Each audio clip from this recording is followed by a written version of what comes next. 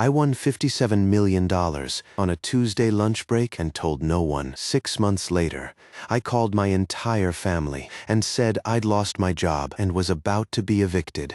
I needed $3,000. I wanted to see who would actually show up. My name is Michael Harrison. I was 33, a senior accountant at a mid-size firm in Phoenix, making $71,000 a year, driving a 2017 Honda Civic with 94,000 miles on it. I bought my lottery ticket out of habit on a Tuesday, the same gas station I always used, the same 6 numbers I'd been playing since I was 24, my mother's birthday, my late grandfather's birthday, the apartment number from my first place out of college. I forgot about it for 3 days, because that's what you do when you don't expect anything. Friday night, microwave lasagna. I pulled up the numbers on my phone, out of boredom. More than hope. I checked them twice, then a third time, out loud, reading each digit to my empty apartment, like saying them slower would make them less true. $57 million, lump sum after tax, just under $34 million.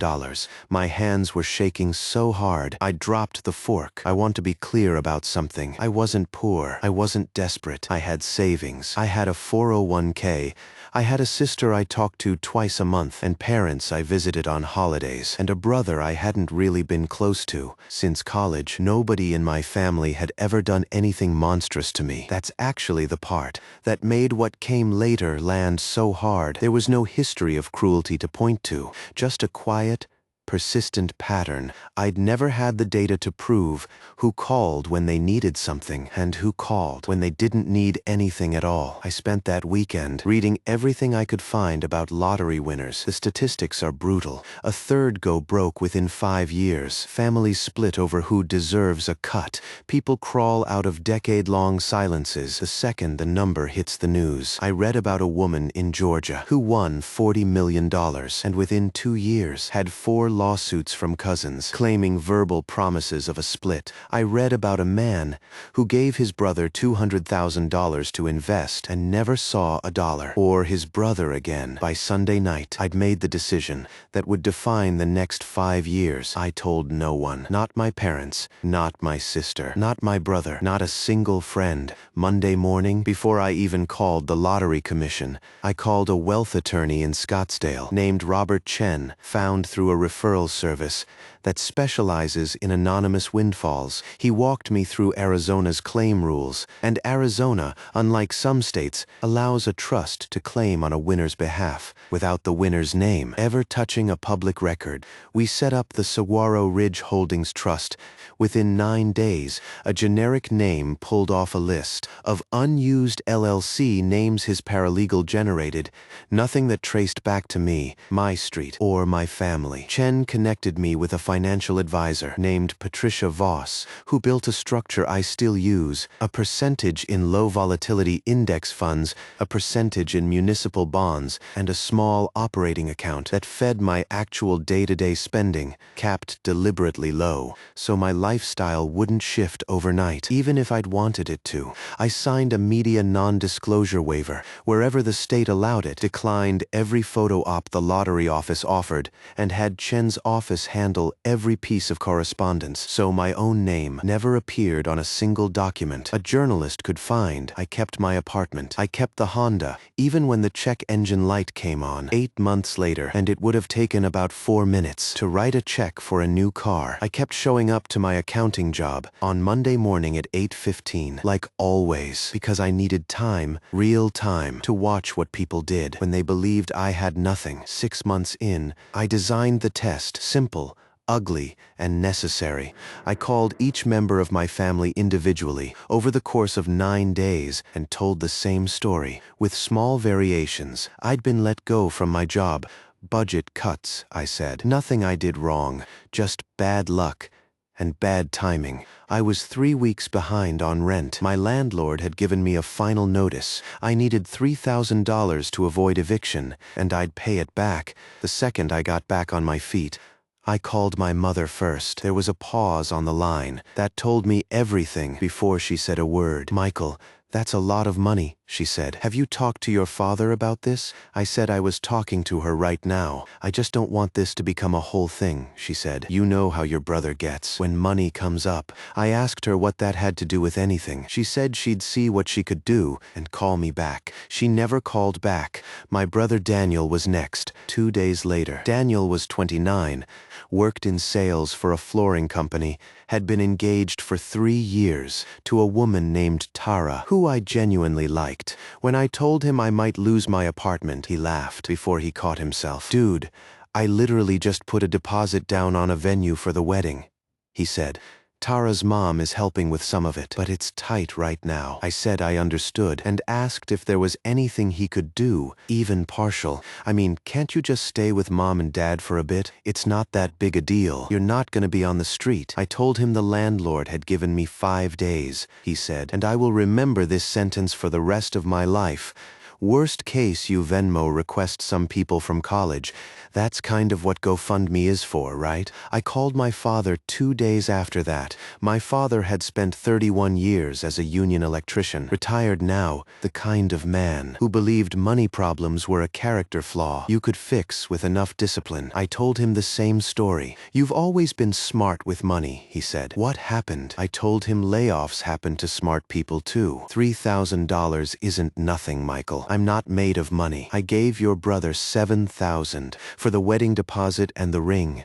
That's already stretched us thin this year. There it was, $7,000. No hesitation, no interrogation about whether Daniel deserved it or had a plan to pay it back. I asked carefully why that felt different. That's a wedding. That's a real thing happening. This is just, I don't know, bad luck. Bad luck isn't really something I can fund, son. I said okay, and thank you, and hung up. Before my voice did something I'd regret, my sister Claire was the one. I almost didn't call, because some part of me already wanted to protect the version of her I'd built in my head. Claire was 36, a pediatric nurse in Tucson, married to a quiet guy named Ben, 2 kids under 6. She picked up on the second ring. Wait. What happened? Are you okay? Do you have somewhere to stay tonight, if it comes to that? I told her the eviction story. She didn't ask me a single clarifying question about whether I deserved help or had managed my money badly. She asked what the exact number was and by when. I have like $1,800 in savings I can send right now tonight. Ben and I can figure out the rest by Friday if we move some things around. Don't sign anything. Don't agree to any payment plan with the landlord until I send it, okay? I told her she didn't have to do that I just wanted to see what was possible. Michael, I don't care what's possible. You're my brother. Send me your account info. I almost told her everything right there. I didn't. Not yet. There was one more call I hadn't planned on making to my Aunt Susan, my mother's older sister, who I genuinely hadn't spoken to in almost a year, beyond a birthday text. I called her almost as an afterthought, a control case more than anything. She listened to the whole story without interrupting once. Honey, I don't have $3,000 sitting around. I wish I did, she said, but I have a guest room and a working car, and I will drive to Phoenix tomorrow. If you need help moving boxes, or just need somewhere quiet to think, money's not the only thing that's worth something. I sat in my apartment that night and wrote down on actual paper, like some kind of evidence log, exactly who had offered what, in their own words, with the date and time. My mother, a vague non-answer and silence. My brother, a joke about Venmo. My father, a direct comparison to the $7,000 wedding gift he hadn't blinked at. My sister, $1,800 sent within the hour, no conditions. My aunt, no money, but an immediate and genuine offer of whatever she actually had. I photographed the page and backed it up in 3 places, a habit from a decade of accounting work, where you learn that memory is unreliable and paper is not. I let the story run for another 2 weeks before I found a new job, and that's when the second wave started. My mother called to say she'd talked to my father, and they'd decided as a family that that they could probably scrape together half the rent if I still needed it. Conveniently, 2 days after I'd told everyone the crisis had passed, I asked her why the offer only appeared once. There was no longer any actual need, she said. We were going to help. We just had to figure out logistics. I asked what logistics specifically. Had taken 3 weeks to figure out for $1,500. She didn't have an answer, just a long pause and a comment about how money is complicated in big families. Daniel called separately a week after that, not about the eviction at all, but to ask, almost casually, whether I'd consider being a guarantor on an apartment lease he and Tara wanted, since his credit had taken a hit from some collections accounts he didn't elaborate on. I asked him if he remembered telling me to Venmo-request my college friends a month earlier. He said that was different because this was an actual investment in our future.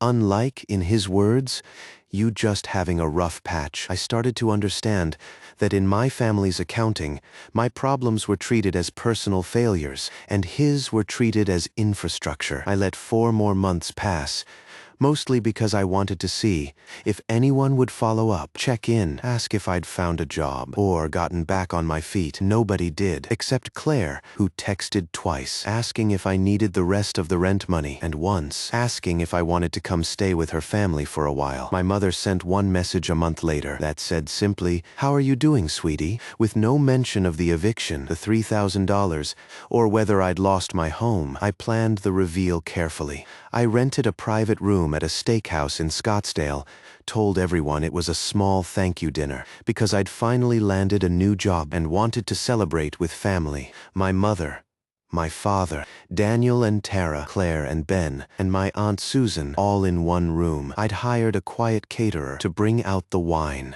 Before I said a single word about why we were really there, "I want to tell you all something," I said, once the second bottle was open. 6 months before I made those calls about the eviction, I won the Powerball, $57 million.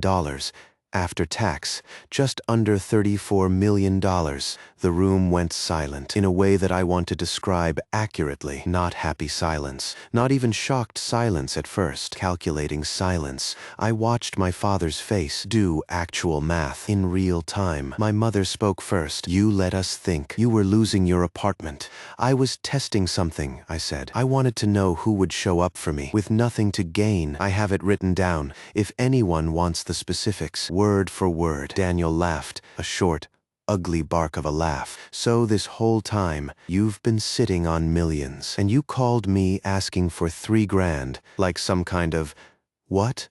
Social experiment? You told me to Venmo-request my college friends," I said, "while Dad gave you $7,000 for a wedding deposit, without you even asking twice." My father set his glass down very carefully, the way he used to set down a tool he was about to use to hit something. "You're going to sit here and judge me for helping your brother with his wedding?" "I'm not judging you for helping him," I said. "I'm telling you exactly what you said to me when I asked for less than half that amount. You said bad luck isn't something you can fund because it wasn't real, apparently. It would have been real if I hadn't won the lottery 6 months earlier," I said. "The eviction notice, the job loss, all of that was the test. Your answer would have been the same either way. That's the part you're not hearing." My mother tried a different angle, softer, the one she always used, when she needed to redirect a room. "Why would you do this to your own family? Was this some kind of punishment?" "It wasn't punishment," I said. "It was due diligence. People come out of nowhere with their hands out the second they hear a number like this. I needed to know who you all were before the number existed for you. Now I know." Claire hadn't said a word yet. She was watching everyone else, the way she does at family dinners when she's deciding whether something's worth the fight. Finally, she looked at me. "I sent you $1,800 that night." "You did," I said. Within an hour. No conditions. I have it logged with the exact timestamp. I don't want it logged, she said. I want to know if you're okay. That's all I actually wanted to know. That night, too, Tara, who'd stayed quiet through most of it, finally spoke up, looking at Daniel rather than me. You told me you'd loaned him money. You said you wired him money for the rent. Daniel didn't answer her. She put her napkin on the table and didn't pick it back up for the rest of the dinner. I'm more than okay, I said, and I want you to know that what you did that night is the reason. This dinner isn't a complete write-off. Daniel's face had gone from mocking to something closer to panic. So what? You're just going to cut us off over a phone call? I'm going to be honest with you about what I learned from it, I said. You joked about Venmo. While I described losing my apartment, that's not a one-time lapse, Daniel. That's a pattern I'd been collecting evidence on for years without realizing it. My father stood up. I am not going to be lectured by my own son about money in front of the whole family. You're not being lectured, I said. You're being shown a receipt. There's a difference. He left the room. My mother followed him out 2 minutes later. After one more attempt, we can talk about this. When everyone's calmed down, that I didn't answer. It's been 2 years since that dinner. I left my accounting job 4 months after the reveal. Not because I needed to, but because watching other people grind through spreadsheets while sitting on $34 million started to feel like a costume I didn't need to wear anymore. I gave 6 weeks of notice instead of 2, trained my replacement properly, and left on good terms with the only part of my old life that owed me nothing and gave me nothing. It didn't have to. I moved into a house in Paradise Valley, modest by the standards of people with real money, 4 bedrooms, a pool I actually use.